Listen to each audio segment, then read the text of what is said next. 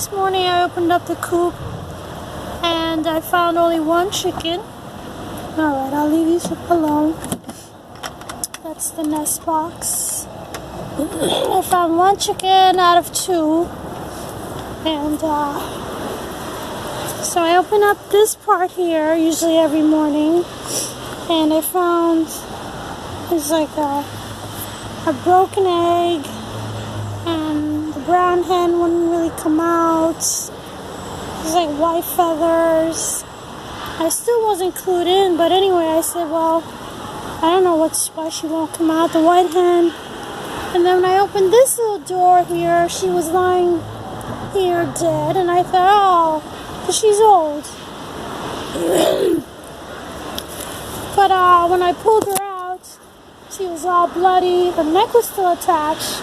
Her head was still attached, but her neck was, you know, broken and bloody, and she wasn't gutted. So I suspect it was a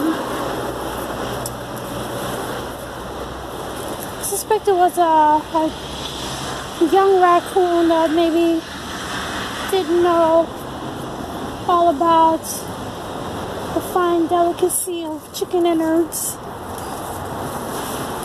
So anyway, so I pulled her out and I buried her in a pot. I'll show you that in a minute, but this is how it came in. There's this window here and there's this screen, which I've been meaning to do something about. But I figured that with this window here shut that it would have been sufficient, but of course it wasn't. I'm not even sure actually if if the raccoon was in there beforehand, because last night I heard the chicken squawk and I thought, oh, that doesn't sound good. So I told my son to go downstairs and check, and he looked, but I guess he didn't see anything. And maybe there was a raccoon that stowed away inside the coop overnight, and then it managed to bust out. But anyway, so that hen's traumatized. She's got a little bit of like a bite on her, like the back of her neck, and I see this gets kind of bloody. It's not her blood, I don't think, but it looks like the raccoon probably finished off the white hen and then was going after her, and then was more concerned about getting out or something. So anyway, I'm a little traumatized myself. So anyway, I buried the chicken in this big black pot. There's really nothing in here. There's this coleus. It's actually a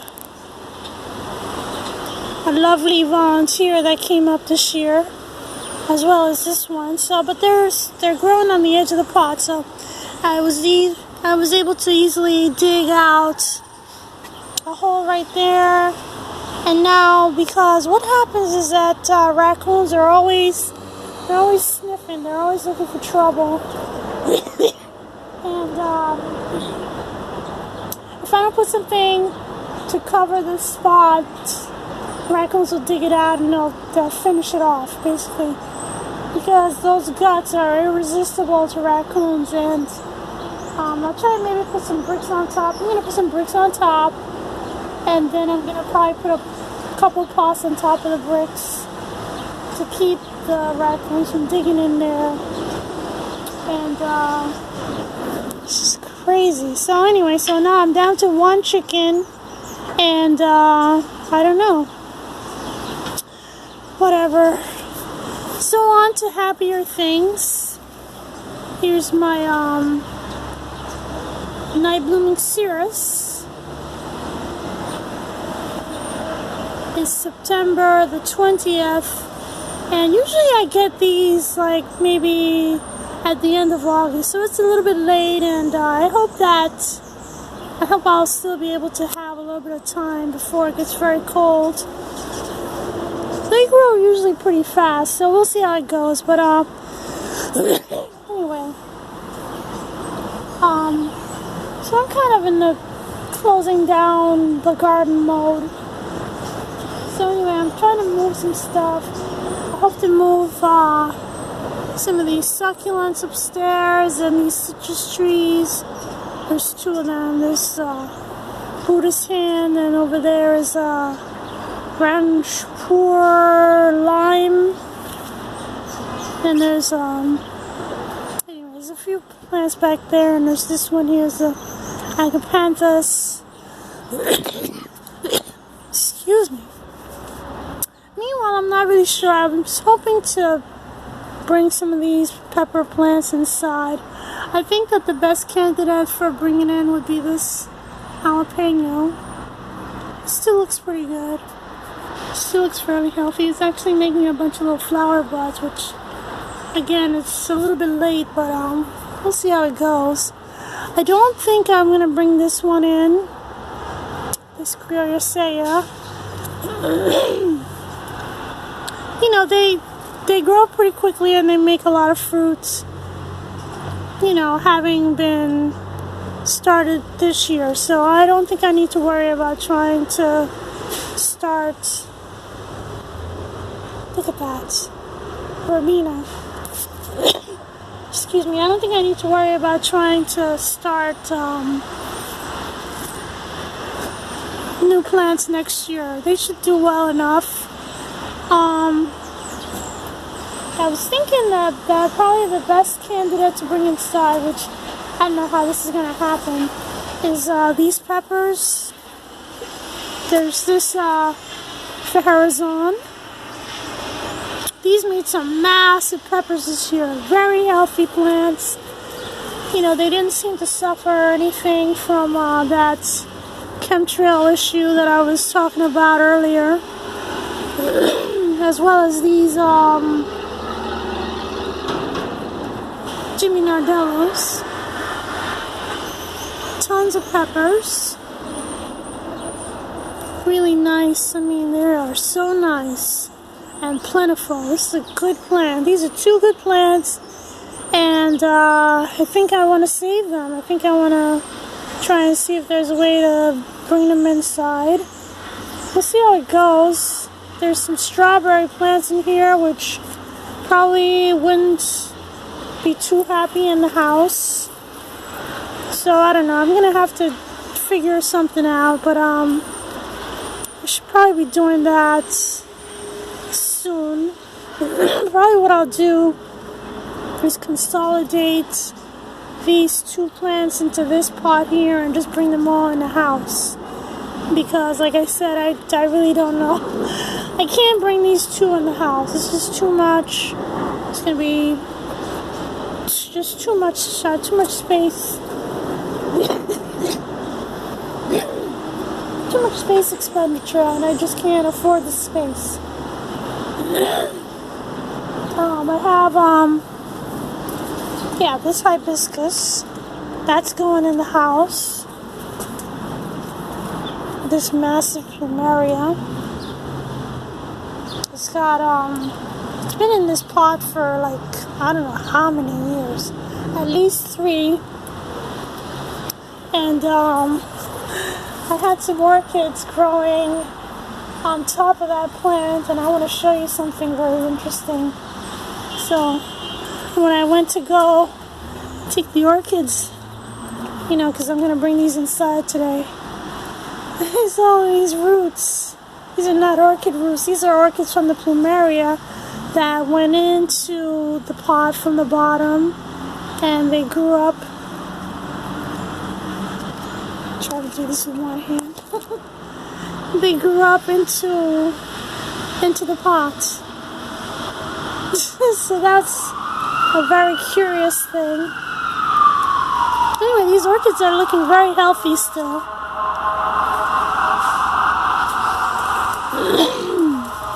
So is this. This one had some roots in there too. It's not as bad, but anyway. Well, you saw what happened. So probably gonna bring this inside. Maybe not today. This thing is very tall, so I think I want to cut this and root it so that I have enough space to bring it inside.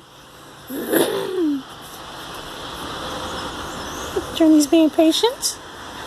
Alright, so these are plants that my husband brought home. It's becoming a little excessive. Got these angel wings, which I love, love, love. Angel wing begonia. I may try to save these for next year. I think I might try to like maybe pull out 1 or 2 of these plants. I think there's like 3 plants in this pot. Or maybe I'll just bring the whole pot inside. I don't know. This is a really lovely color for this New Guinea patience. This is like one of my favorite colors. That's fuchsia. Beautiful. I love it, love it, love it. And anyway, so what was I going to show you? Holy cow, what happened to this poor plant? It's so droopy. I don't think it's certainly not dry. I really don't think it's overwatered. Strange. There might be something in the soil that's eating up the roots.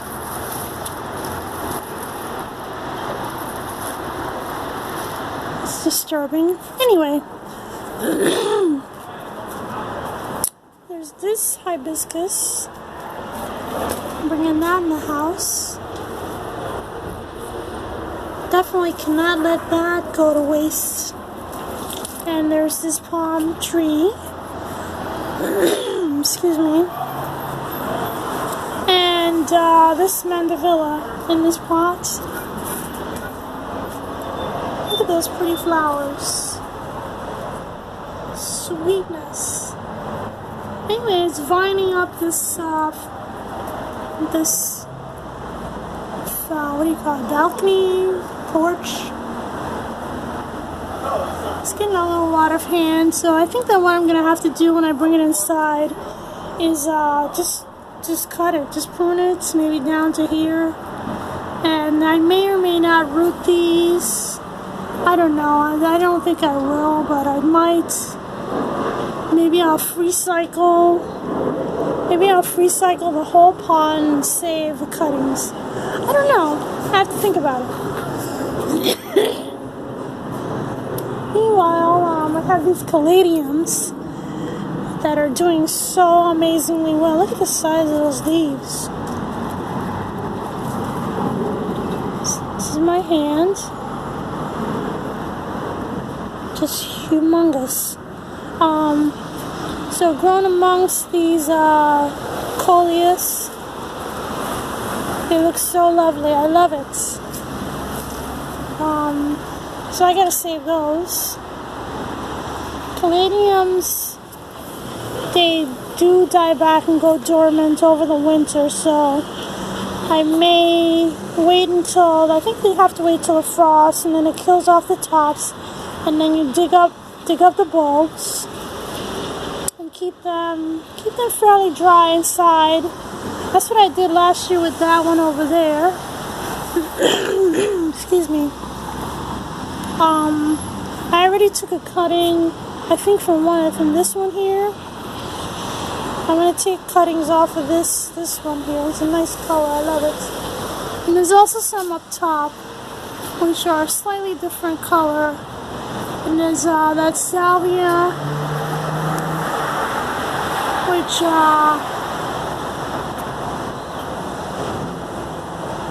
hold on. Okay, so I think that I'm going to save some of these seeds. There's going to be seeds in there.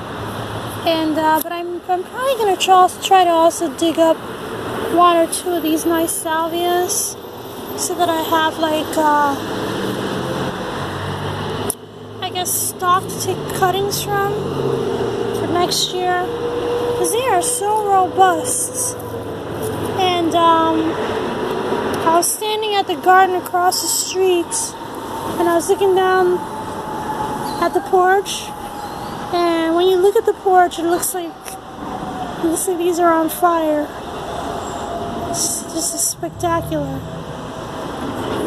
That was before, I guess, the coleus got so much bigger, but yeah, with the salvia, when they're like in full bloom and they're shorter than the coleus, with the coleus and the salvia, it's amazing. So I think I definitely want to duplicate that look for next year. So I don't know, like I said, I want to take a few cuttings off of these other coleus because they're a very lovely color.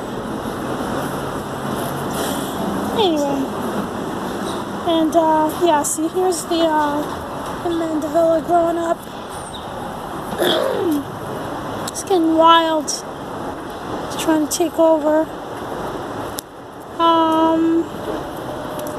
And so then there's this lantana here. This one is a pretty orange color, and I want to save that.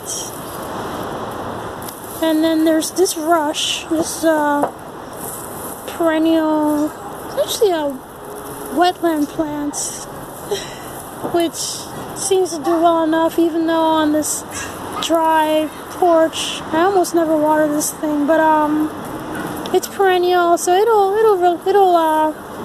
survive the winter. And then there's these bitons. These are like a pretty little yellow daisy. They don't really do much though. I'm annoyed at that. Here she is.